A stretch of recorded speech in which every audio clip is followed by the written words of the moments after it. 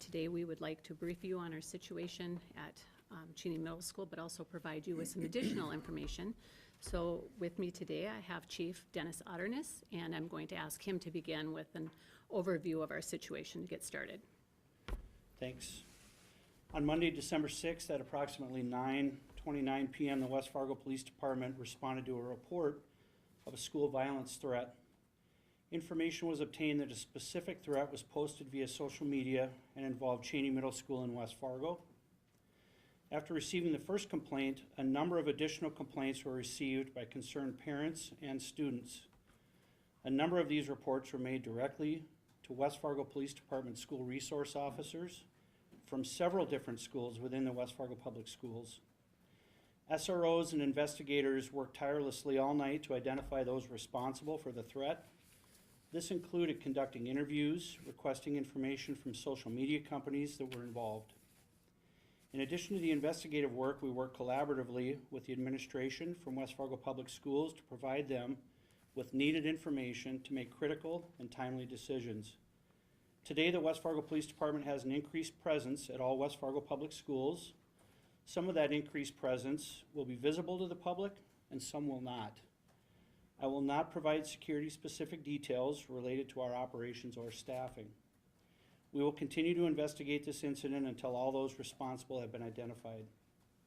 I just want to underscore the vital role our SRO program played in this incident, along with our relationship with West Fargo Public Schools.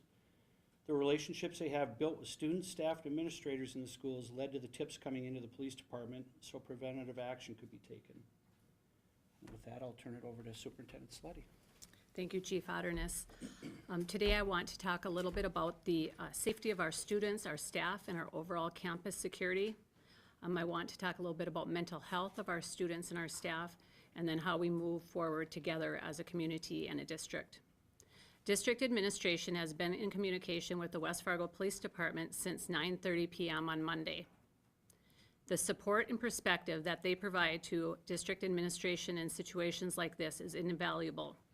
We are fortunate to have such a wonderful working relationship with every first responding entity, but very beneficial in situations like this. It means a lot that the district has the police department support in making the decisions regarding school safety.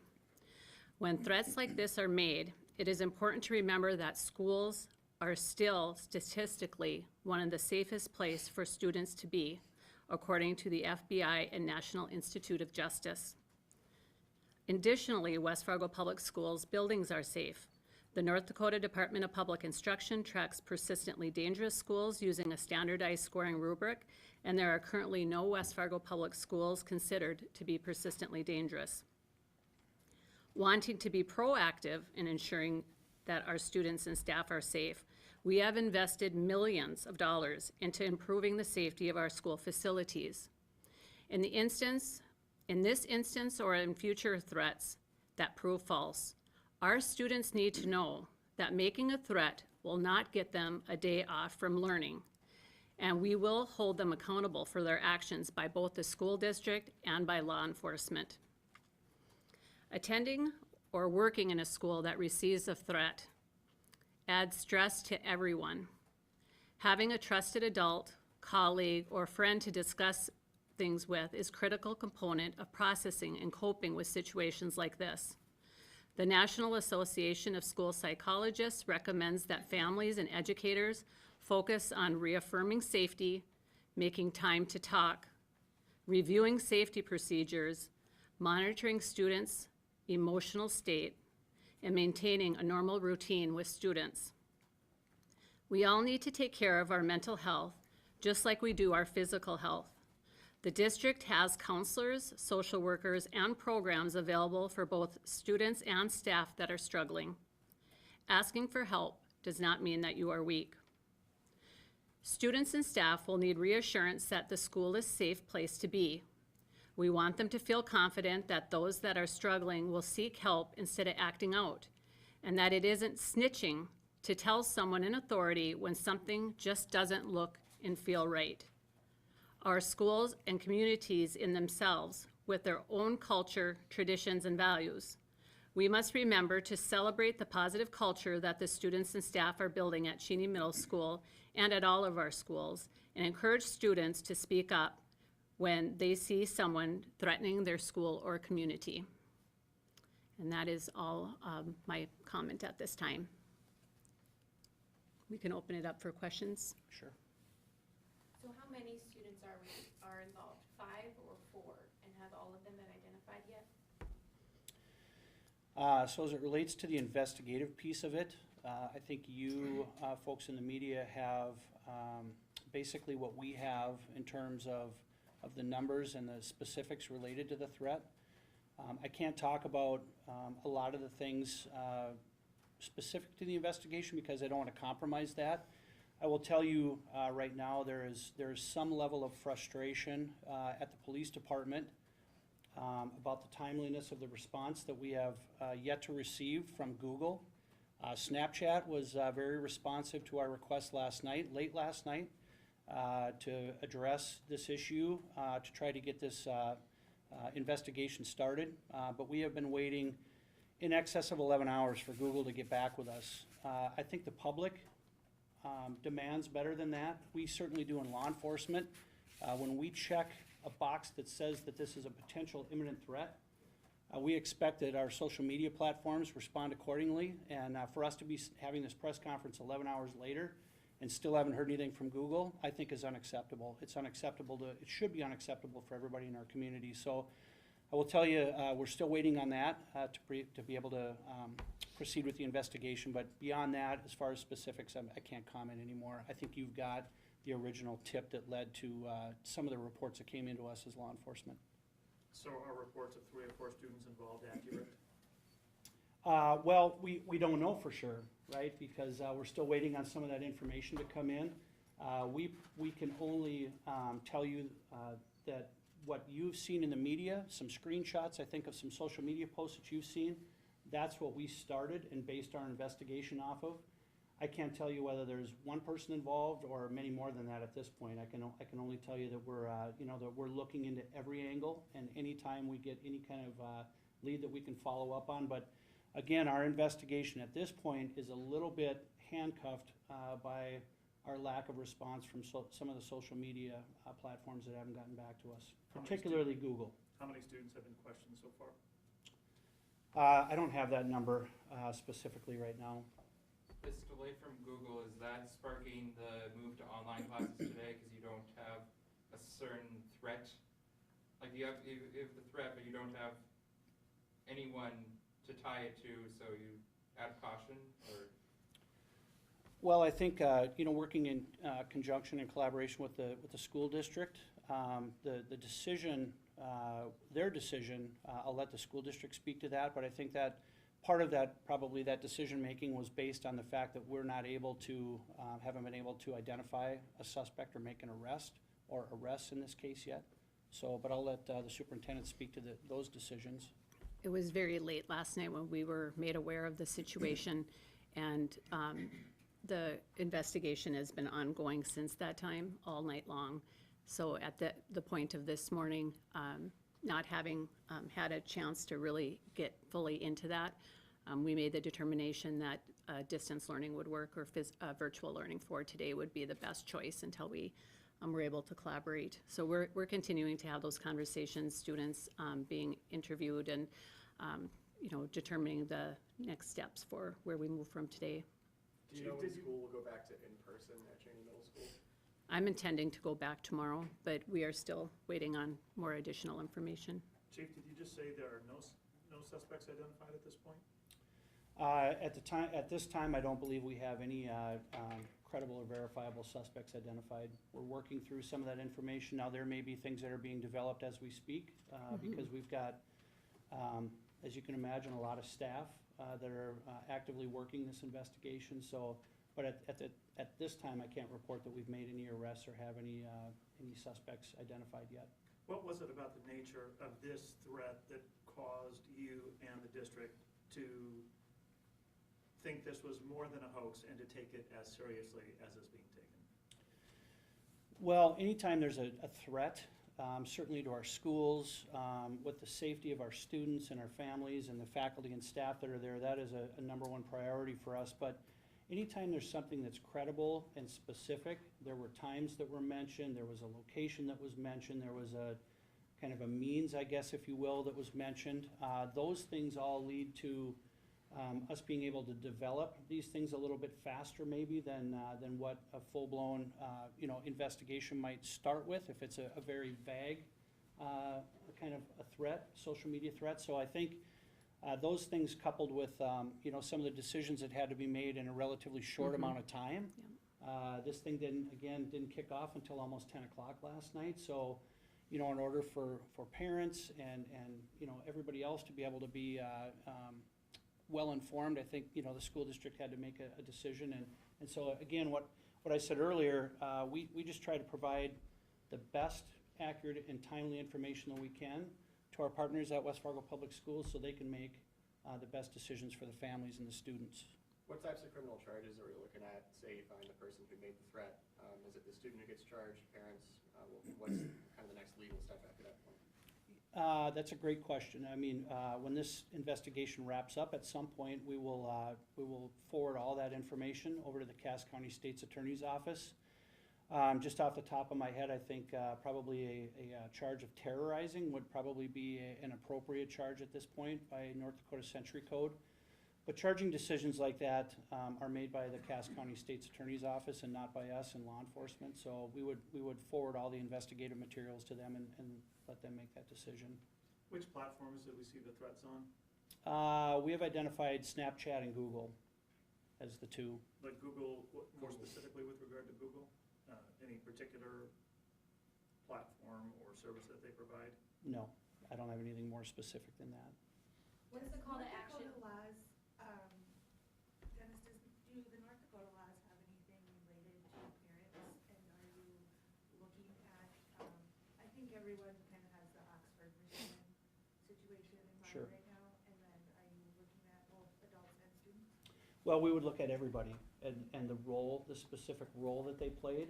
If there is some sort of, criminal culpability for whether it's other students or whether it's, older peers, parents, whoever might be involved, we would look at all of those angles to make sure we conduct a full and thorough investigation. So, but again, charging decisions, we would gather all that information as just the fact finders and forward that over to the Cass County State's Attorney. And they would be the ones that would be the appropriate agency to talk to about charging decisions, and who does, who doesn't, and what those charges are. And Beth, what do you say to parents that might be concerned about returning to school or if their child is concerned? Yes, we do have some resources available. We'll put them on our website that guides parents on how to talk to their child. I did mention some, just making time to talk, listening, acknowledging their fears and their anxiety, but reassuring them that schools are a safe place for students to be, and that the schools do have protocols in place that ensure safety of students. I would also talk to my child a lot about if they know anything about this, if they know who is responsible for the original statement that was on that platform. That is not tattling, that is reporting, and they need to report that and let their school know if they have any more information on that, who that was, because the disruption that's happening to our families today is the student or adult who posted this needs to be held accountable for that. So we'll make sure to get those posted. I will also add that, any child may be fearful, because if you turn on the news, there's a lot of things to be fearful of as far as safety. And please reach out to your school counselor, and they can help connect you with resources and support. And I would say the same for our adult staff members that are working in these buildings too. They are alert, they are vigilant, they are watching for anything that looks different. Again, we've put in a lot of protocols and also a lot of equipment that is very high-tech that allows us to be able to identify students who are behaving inappropriately or doing things that they shouldn't be doing, and we can monitor that. So we're doing everything we can, and our schools are safe. And these threats, unfortunately, weigh heavily on the adults and the children.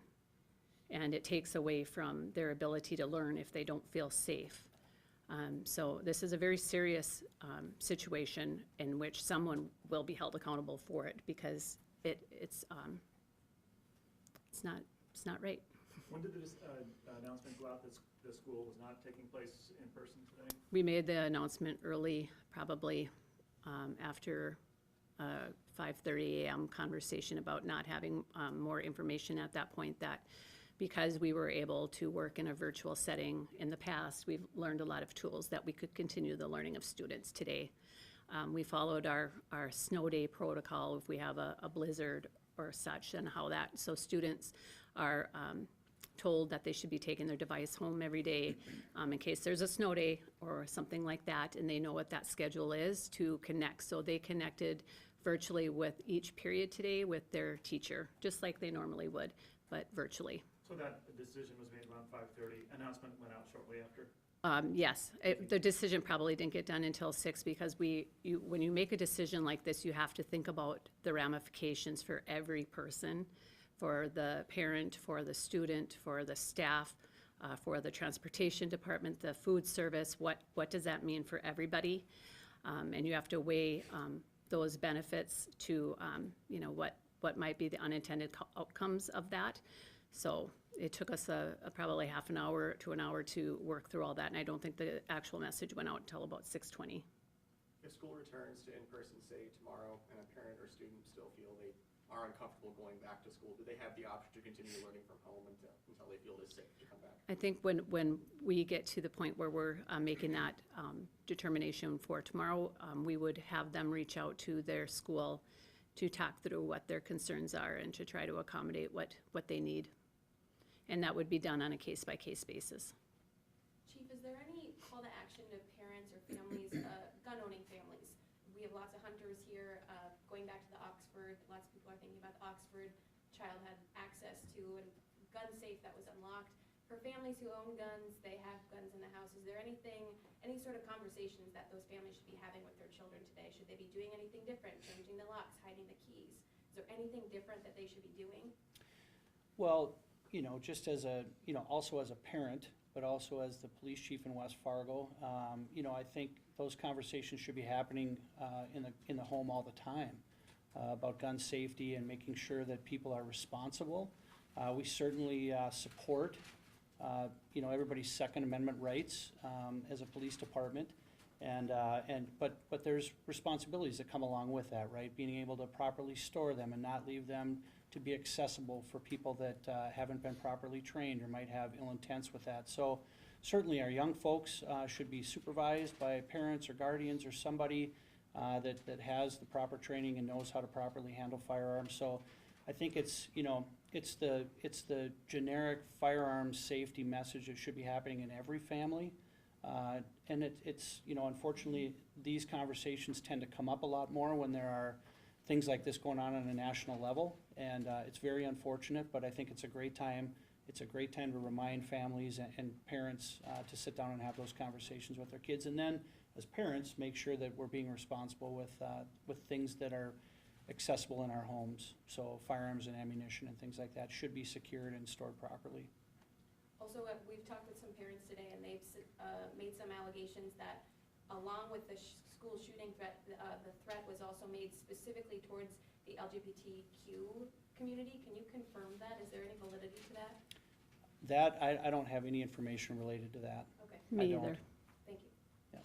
With what happened in Michigan, is the public right to be worried about themselves and their kids?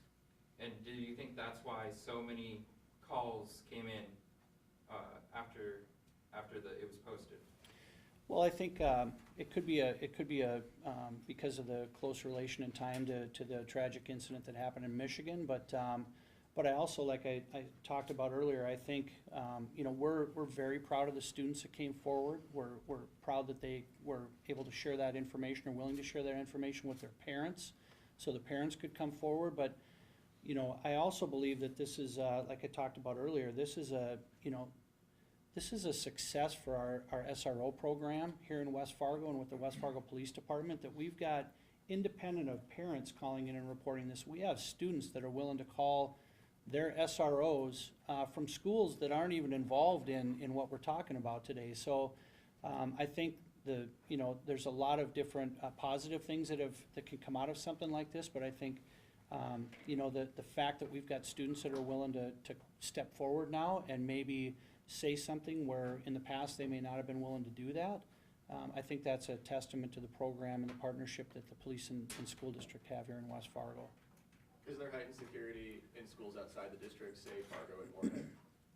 I can't speak specifically to what they're doing. I know I've had conversations with the Fargo Police Department and also with Cass County Sheriff's Office. I know we've been in contact with them and they've offered assistance to us. But in terms of what they've done operationally in Fargo or out in the county, I'm not aware of what that might be. When you say many reports, students and parents, do you have any idea of what exactly that means as far as a number? 50, 20? I guess, yeah, I don't have specific numbers. I can tell you that there were several different SROs within our school resource officer program.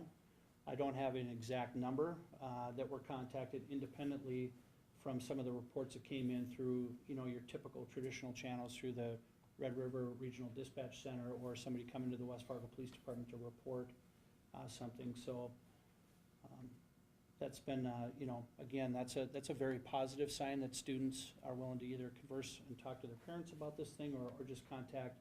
Those relationships are already established and built with school resource officers in their schools that they feel confident or comfortable to contact them directly. Will West Fargo Police and West Fargo Schools announce when the people have been identified? Because that's something that a lot of parents say, that's when they will feel comfortable sending their kids, just knowing that the people responsible have been identified, not names, not ages, not what their the criminality of it. Will you just announce when they have been identified? We will. From the police department side, we will make sure that, when the investigation is finalized and there's, if we've identified a suspect or multiple suspects, we will make an announcement publicly so people are aware of that. Beth, does Cheney Middle School as a building, as a school, does that have any higher numbers compared to other schools of complaints or threats or? Not that I'm aware of. I don't believe so. Cheney was the only school mentioned or specified in terms of the threat? Correct. Yes. Do you believe the threat to be local or from an outside source?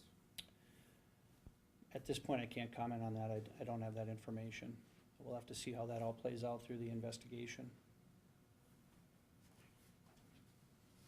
Anything else that's important or relevant to mention or include that we haven't yet touched upon? I don't think so from the police No. department side of the house, I guess. When you hear about incidents like this, what's your reaction? How does it make you feel being in law enforcement for as long as you have been when you see cases, situations like this? What comes to heart? What comes to mind? Well, I just think, and I think the superintendent did a good job of, it's a stressor on our entire community, even for the schools that aren't involved. It certainly is a stressor on resources for us as a police department, and it's got effects, I think, that are longer lasting than what people think in terms of how safe the students feel. But again, we have a presence in all of our schools here in West Fargo, and I think the important thing for people to remember, parents and students, is that our schools are very safe, and we take the safety of the students in our schools on a daily basis and the staff that are there very seriously, and people that come to visit, the parents for different activities. That is a very high priority for us at the police department. So it's just unfortunate. Like I said, and we've talked about, this has been something that is a strain on resources for any department to have to run these investigations that we're into 12 or 13 hours, 14 hours later, and we'll continue to work this tirelessly until we can account for everybody that's responsible. Superintendent, your feelings with regard to situations like this, what goes through your heart, your head, your mind when this kind of stuff goes on?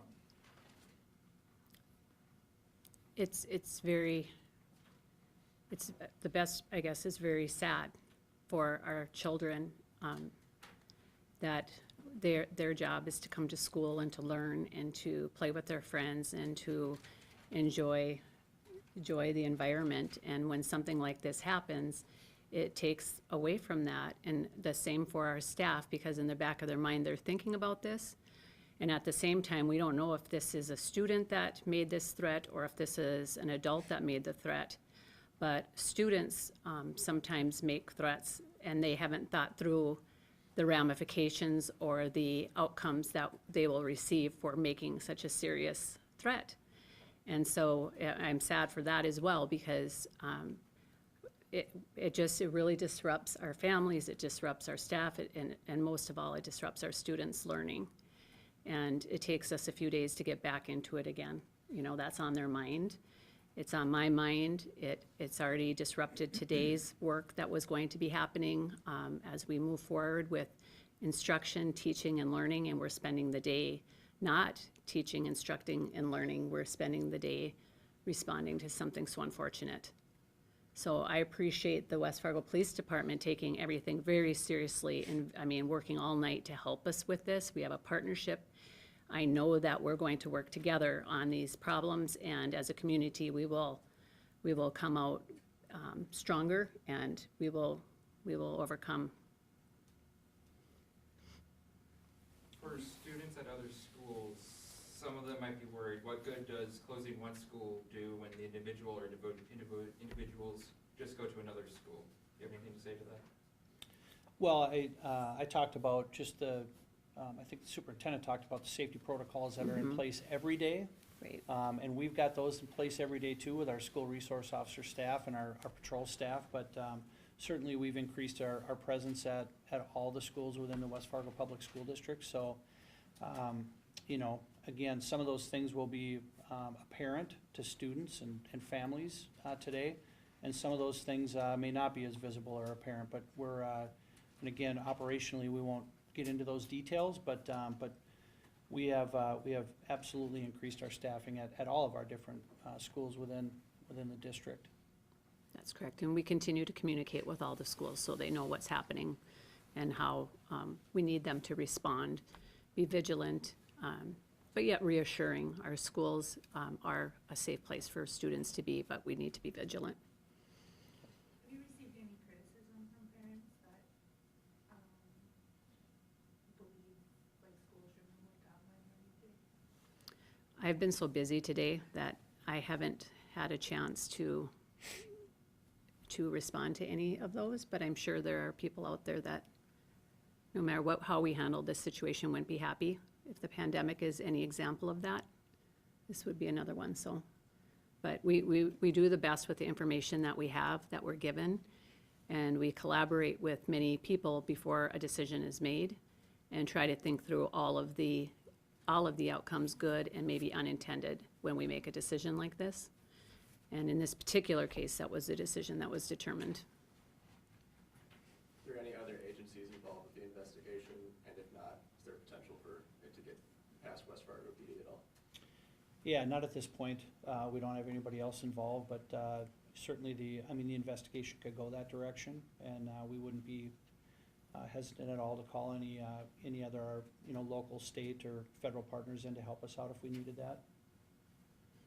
Is the increased presence at the schools, is that expected to continue past today? It just that largely is going to depend on the direction that the investigation takes us, and what happens, I guess, over the course of the next few days. So, but anytime, again, that'll be a decision that we'll work closely on with West Fargo Public Schools, and if there's a need there, then we will provide that additional staffing if requested. To confirm, the threat was a shooting and not some other form of violence? Yes. Are there concerns of this becoming more common, of people making dumb threats just for the sake of making dumb threats, even if they didn't plan on carrying them out? That is always a conversation that we have, but we look at each situation as it's a single situation, and there's always different information that we have, so no one case is the same as another. So it depends, you know, who reported it, how many reported it.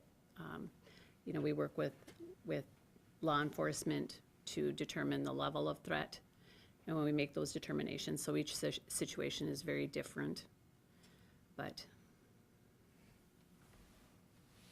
yeah. All right. All right, thank you. Thank you, everybody. Thank you for your time Thanks. today. Thank you.